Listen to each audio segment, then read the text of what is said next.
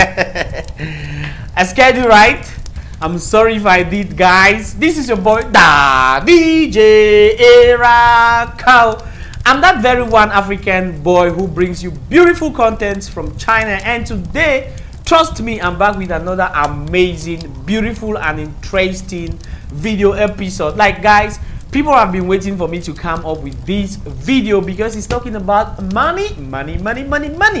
You know, we all like money. I like money, and I know you do. So, guys, today I want to tell you on how much salary you can earn in China as an ESL teacher. ESL means English as a second language teacher. So, guys, I want to make something clear first. Like, salaries in China are in two different categories. Now we have the category for the native speakers and the non-native speakers.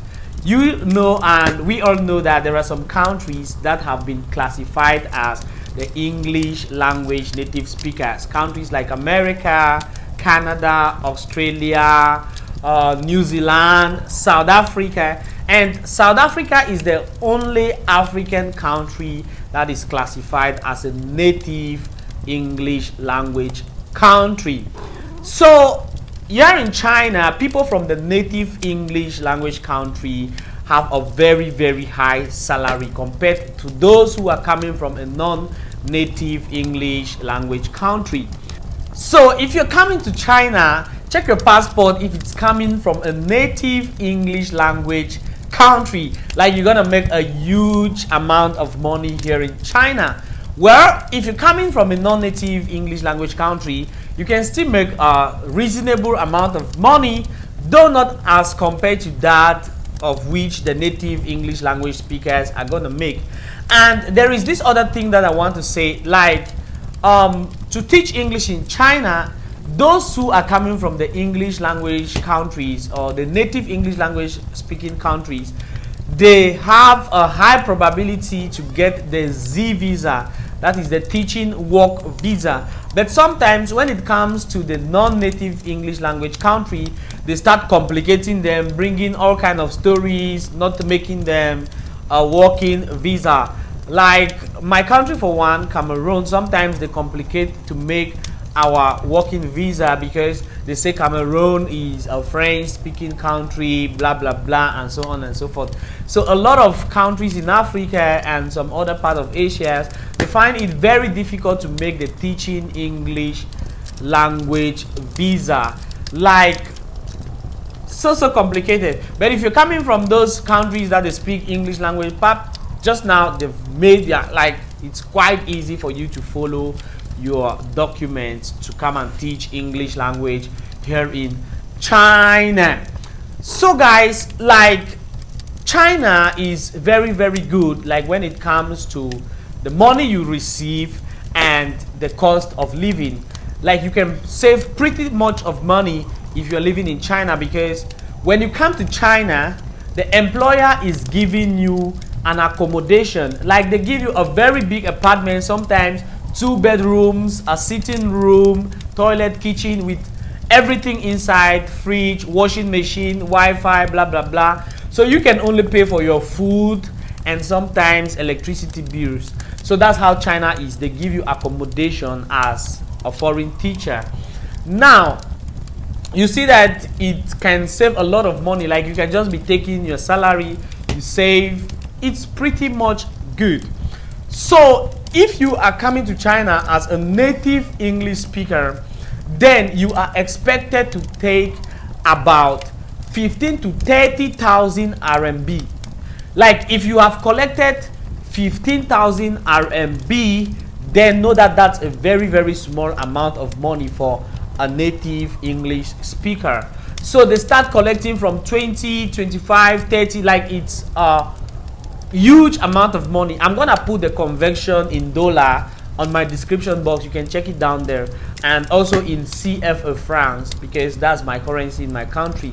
So 15,000 RMB is small for a native English speaker, especially if you're working in cities like big cities like Beijing, Shanghai, Guangzhou, and so on and so forth.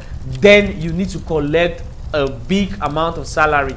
But if you're working in small cities, like, you know, then you can take 17,000, you can take 20,000, you can take 22,000, and so on and so forth. So that's how they receive money here.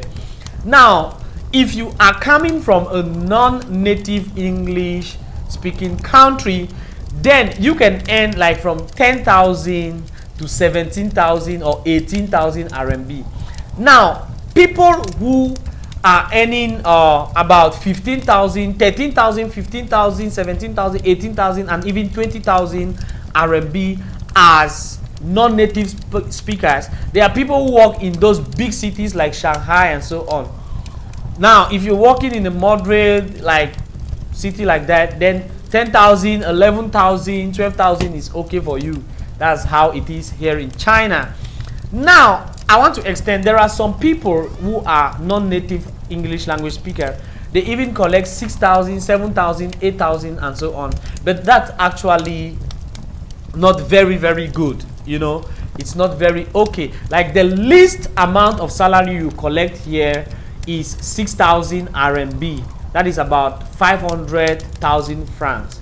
So you collect about 6,000 RMB. But it's really bad. Like if you are collecting 6,000 RMB, then that job is not good. 7,000, 8,000, then those jobs are not really, really good as a non-native English language speaker. But when they start paying you from 10,000, yeah, it's okay. 11, 12, then that's very okay. Like those who have just come to China, you know, they are very desperate. They need money to run their daily activities. So they start going in for jobs that, you know, whatever amount of money that they give them, it's okay. Just like me, I can remember the first amount I collected as a salary in China was 6,000 RMB.